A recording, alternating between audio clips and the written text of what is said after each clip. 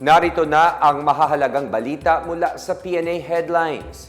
Magsasagawa si Pangulong Ferdinand R. Marcos Jr. ng quarterly performance review sa mga opisyal bilang parte ng recalibration process ng gobyerno.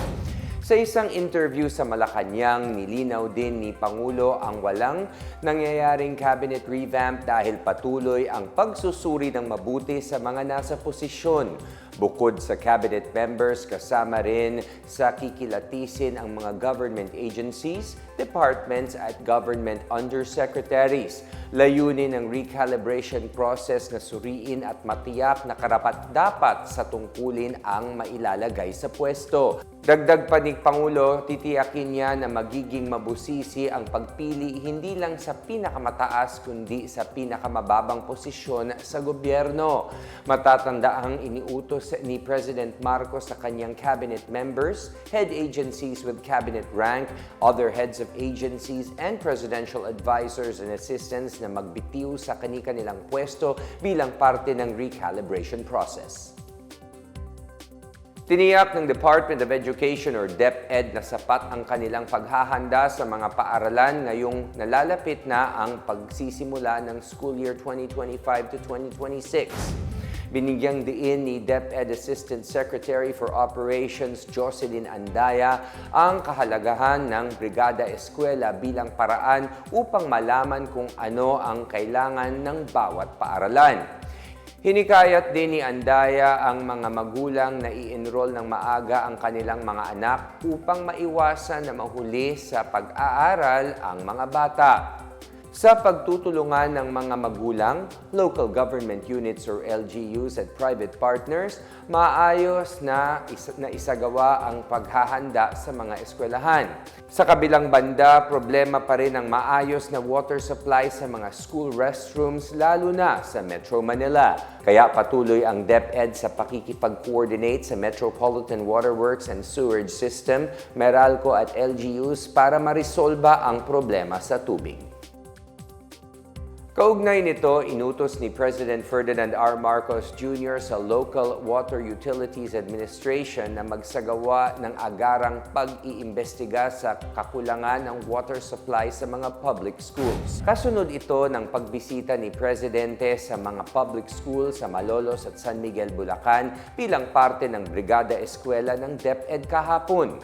Mula roon, nasaksihan ng Pangulo ang problema sa pampublikong paaralan gaya ng kakulangan sa tubig at ng malinis na banyo na maaaring makaapekto ng learning process at kalusugan ng mga estudyante.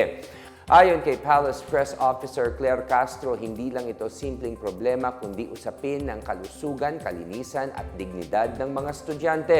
Binigyan ang LUA ng 48 hours para makapagbigay ng initial na report upang malaman ang sanhi ng problema maging ang mga opisyal na responsible dito.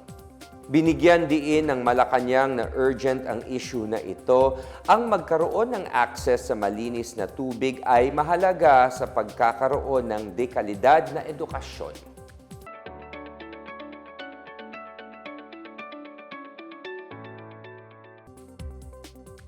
Sa balitang kalakalan, ipinahayag ng Department of Science and Technology or DOST ang plano nitong investment na nagkakahalaga ng 2.6 billion pesos sa mga proyektong may kinalaman sa Artificial Intelligence or AI.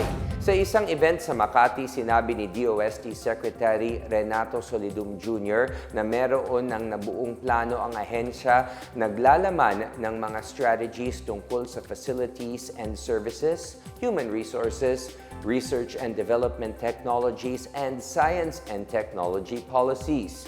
Dagdag pa ni Solidum, nakapokus ang ahensya sa pag-i-invest sa AI projects na magdudulot ng development sa industries, healthcare, education, mobility, environment, disaster, risk reduction, and emerging technology platforms. Sinusunod ng DOST ang Artificial Intelligence Research and Development Framework sa taong 2019 hanggang 2029 na nakasentro sa iba't ibang pundasyon gaya ng National Infrastructure, Talent and Skills Development, Research and Data at Policies and Stakeholder Engagement. Matatandaang nasa ika-56 na pwesto ang Pilipinas sa AI Readiness Index na ginawa ng Oxford Insights noong taong 2024. Samantala, tinatayang nasa 79 billion pesos ang nawala sa ekonomiya ng Pilipinas dulot ng nangyaring bird flu outbreak noong 2017. Base ito sa inilabas na report ng Japan-based National Graduate Institute for Policy Studies na nakapokus sa economic impact ng 2017 bird flu outbreak sa bansa.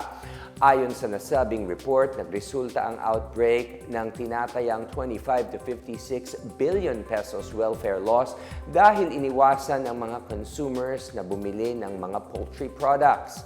Sa kabilang banda, nawala naman ng tinatayang 15 to 23 billion pesos na kita ang mga nasa poultry business dahil bumaba ang presyo ng mga poultry products pagkatapos ng outbreak. Isa sa nakitang issue noong mga panahon na yon ay ang pagbagsak ng demand sa mga poultry products dahil natatakot ang mga consumers na may dalang sakit ang mabibili nilang produkto, particular na karne ng manok.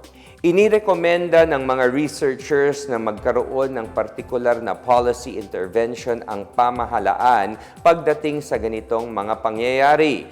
Nagsimula ang bird flu outbreak sa Luzon noong 2017. Ito ay kauna-unahang bird flu outbreak sa bansa dulot ng HPAI H5N6 strain na nagresulta ng pagkamatay ng hindi higit sa 600,000 na mga ibon.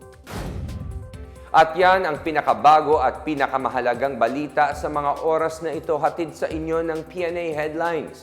Para sa iba pang mga balita at impormasyon, bisitahin lamang ang aming webpage pna.gov.ph o ang aming Facebook at X account na Philippine News Agency. Ipinapalabas din ang PNA Headlines sa Facebook page ng serbisyo. Mapapanood din ang PNA Headlines sa pamamagitan ng link sa website ng News and Information Bureau sa ilalim ng PNA News at sa YouTube account ng Philippine News Agency. Ako po si William Theo. Ito ang PNA Headlines, naghahatid ng mga balitang nagbubuklod sa bagong Pilipinas.